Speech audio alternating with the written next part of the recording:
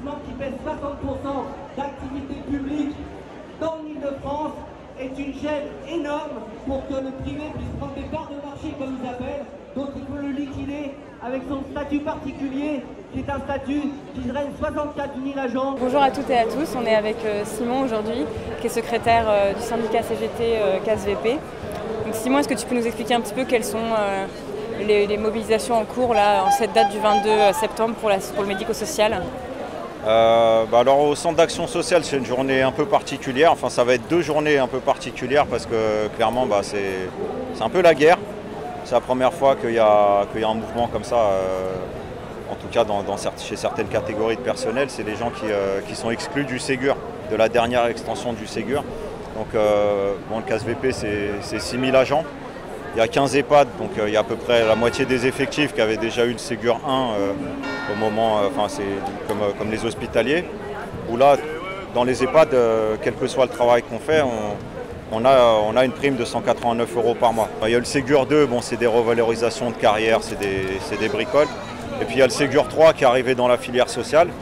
Donc moi je suis assistant social, je vais l'avoir, je vais avoir cette prime. Mais il y a un quart des collègues sur les 6 000, donc 1500 agents. Ils n'auront que dalle. C'est les adjoints administratifs, les adjoints techniques dans les cuisines, les agents sociaux. C'est vraiment les smicards, le prolétariat de la fonction publique donc qui sont déjà les plus mal payés et qui ne vont pas avoir ces 189 € par mois. Moi je suis responsable de cuisine dans une résidence autonomie qui accueille des usagers, des retraités de la ville de Paris, les handicapés de la ville de Paris, et les Parisiens en situation de difficulté. Et pendant toute la période de Covid, on était sur place avec 3 services par jour. Et là, il s'avère que nos collègues des centres d'hébergement, ils ont la prime Ségur 3 de 183 € et nous, on ne l'a pas. Et dans la même résidence, on a une partie du personnel des gardiens et des dames de service qui ont cette prime. Par contre, le personnel de la cuisine, ils n'ont pas cette prime. Du coup, c'est la première fois, bon nombre d'entre nous, la première fois qu'on fait la grève pour quand même valoir ce qu'on a droit. Comment vous avez fait un petit peu pour pouvoir mobiliser toutes ces personnes-là sur ces revendications-là? On a fait de l'agitation, on va pas se mentir, mais on en avait déjà fait avant et ça donnait rien. Sauf que là, c'était plutôt les collègues qui nous disaient merde, qu'est-ce qu'on peut faire, quoi, parce qu'ils voient que, en gros, il y a des collègues, même des fois, ils sont une petite équipe dans un établissement, tout le monde va avoir la prime sauf eux. Et ça, c'est pas possible, quoi. Donc là, ce coup-ci, ça a marché et on part sur une grève. On a fait une assemblée générale le 13 septembre. Il y a une centaine de collègues qui sont venus, des gens qu'on n'avait jamais vus ou très peu, des non-syndiqués et des gens qui n'ont jamais fait grève la plupart. Et ils sont venus et ils ont voté qu'on démarre une grève le 22. Ils ont dit appelez tout de suite à 48 heures. 189 € pour toutes et tous. C'est la seule revendication. Ce matin, on a fait une assemblée générale après avoir fait quelques piquets de grève ici et là. C'était une assemblée générale de ouf. On n'a jamais vu ça au CASVP. Voilà, les gens ils sont remontés. Donc déjà, ils ont reconduit la grève pour demain parce qu'on leur laisse aussi se saisir un peu démocratiquement du mouvement, quoi. C'est nécessaire si on veut que ça marche. Puis ils ont appelé, là on a décidé en assemblée générale d'appeler au 29 septembre prochain et on va poser un préavis pour jeudi, vendredi, on va voir ce que ça donne, mais structurer les choses avec des agents qui n'ont jamais fait grève et qui sont éparpillés dans tout Paris, c'est un vrai défi. Et aujourd'hui, notre administration, donc le centre d'action sociale de la ville de Paris, a pu prendre acte de notre situation, car il y a 30 restaurants qui ont fermé. Donc preuve que le mouvement en fait a regroupé pas mal de collègues, des adjoints administratifs, des adjoints techniques, et c'est suivi sur 40 restaurants, il y a 30 restaurants qui sont fermés. Voilà. Et nous on le regrette parce que c'est pas notre. Encore une fois, on est adjoint technique, on est au service des Parisiens. Notre mission c'est de donner à manger à ceux qui n'ont pas forcément le loisir de manger, et ça c'est important. Oui, parce que là le gouvernement il nous sert plutôt un discours en nous disant la crise Covid est finie, tout ça est loin. Mais est-ce que paradoxalement cette crise aussi elle n'a pas permis de visibiliser quelles étaient justement les personnes qui effectuaient le travail qui était indispensable, qui était essentiel, comme on l'avait un peu dit pendant les premières vagues du Covid? Je suis tout à fait d'accord avec vous. Et nous, on était là pendant le confinement, parce que en fait, quoi qu'il nous en coûte, on était parti en une période de guerre. Même si on était malade, on était toujours là. On était toujours répondu présent. Sauf qu'au jour d'aujourd'hui, nous, on n'entre pas dans ce cadre, dans ce périmètre Ségur. Voilà l'histoire. C'est que dans le décret, la ville de Paris nous a dit « Ah non, mais vous ne rentrez pas dans le périmètre Ségur ». Sauf qu'on a fait grève.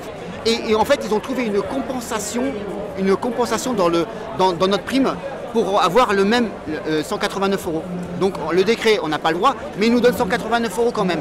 Donc comment on peut donner 189 € par rapport à une personne et pas la donner à un autre? C'est ça en fait qui me pose problème.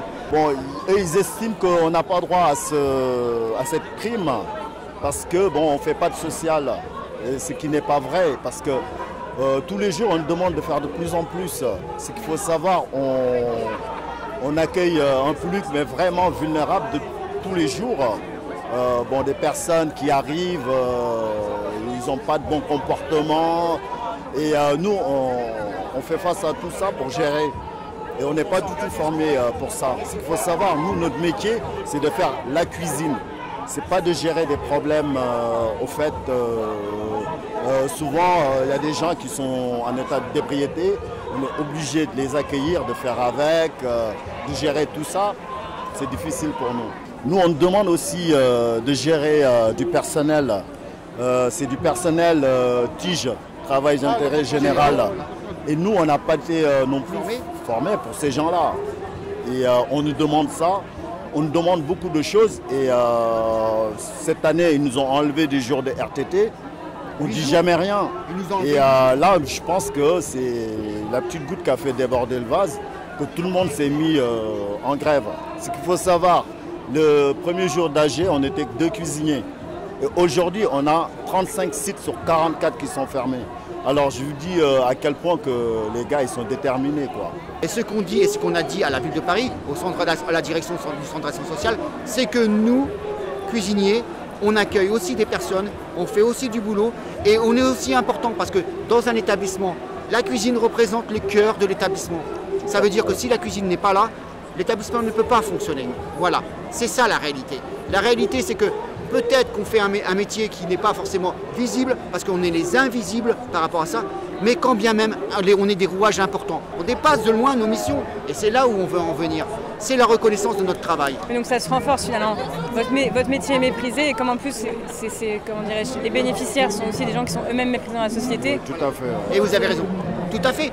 Mais quand bien même ça se renforce encore plus, et je tendance à dire que, en fait, nous, on nous met encore plus de charge de travail, parce que parfois, comment on peut retenir un collègue qui arrive et on va lui dire, t'as pas 189 €. Déjà, il a la grille la plus basse au niveau des salaires. Là, on peut pas lui dire ça. Donc nous, on a des problèmes déjà à recruter. Et puis déjà, avec cette mesure, là, c'est fini, quoi.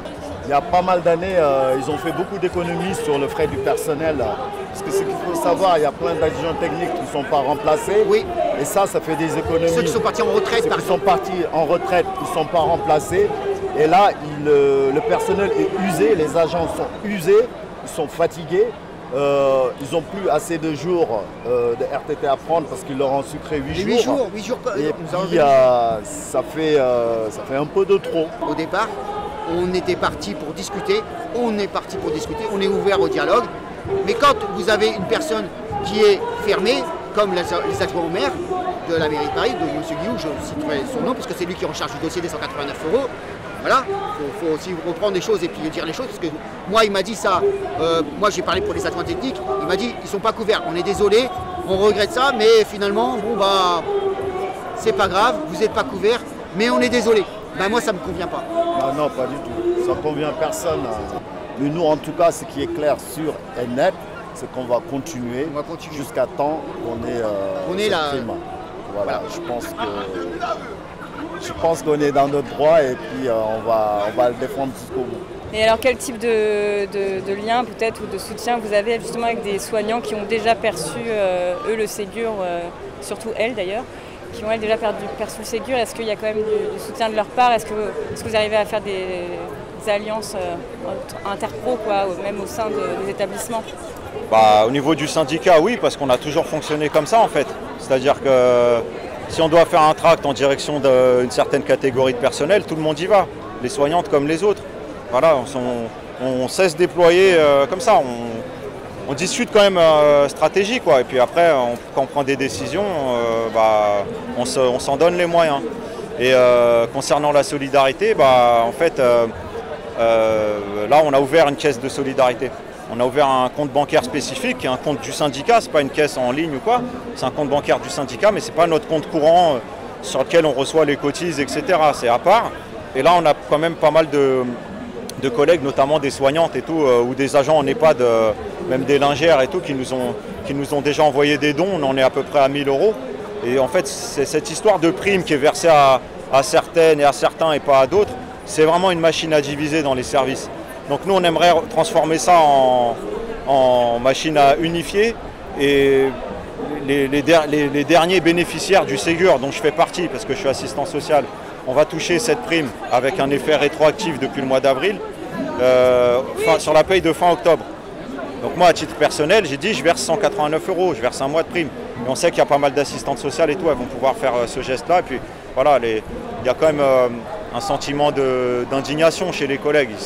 Tout le monde trouve ça dégueulasse, qu'il n'y en ait qu'un quart qui ait rien, et en plus que c'est déjà les plus mal payés. Donc voilà, nous on va essayer d'être sur cette dynamique-là, au moins un soutien financier. Voilà, on sait qu'il y a des collègues qui ont débrayé en solidarité. Bon, ça c'est les têtes brûlées qu'on a l'habitude de voir, mais voilà, ça va être ça, la solidarité. Je pense que si vraiment la grève elle est amenée à se poursuivre, ça va être une solidarité financière de ceux qui ont la prime vers ceux qui ne l'ont pas encore.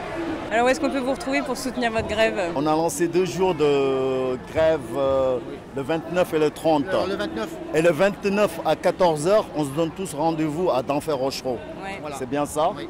Voilà, et puis j'espère qu'on sera encore plus nombreux. C'est qu'on est ouvert au dialogue, mais on a une position ferme. On ne peut pas s'amuser avec les gens. On ne peut pas. Donc on est déterminé et on ira jusqu'au bout. Donc on se revoit le 29. Voilà. Merci. Ouais, merci. Merci. Ouais, merci, ouais.